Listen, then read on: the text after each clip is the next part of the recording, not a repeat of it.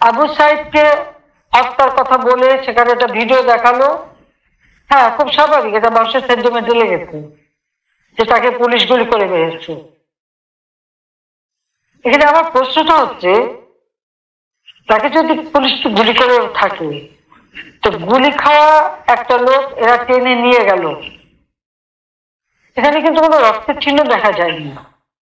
দ্বিতীয় কথা হচ্ছে যে তার সঙ্গী সাথীরা যে তাকে টেনে নিয়ে গেল, কোথায় নিয়ে গেল? যার গুলি লাগবে তাকে তো সাথে সাথে হাসপাতালে নেওয়ার কথা। হাসপাতালে নেবে, অপারেশন করে, বুলেট বের করে তাকে বাঁচাবার চেষ্টা করবে। আবু সাইদকে কিন্তু হাসপাতালে নেয় নাই, নিয়েছিল প্রায় 4-5 ঘন্টা পরে। 4-5 ঘন্টা পরে হাসপাতালে নেওয়ার পর ডাক্তাররা যখন চিকিৎসা করে তখন সে মৃত্যুবরণ করে। তার মাথায় আর একটা ভিডিওতে দেখা গেছে তার মাথা, ওরা যখন পুলিশকে ঢিল মারছে, সেও পুলিশকে মারতে মারতে এগিয়ে যাচ্ছে, তার মাথায় একটা ঢিল এসে পড়ে, সে মাথায় হাত দেয়। তাহলে প্রশ্ন যে এই একটা সেন্টিমেন্ট তুলে তারা যে এতগুলি জীবন নিয়ে খেললো,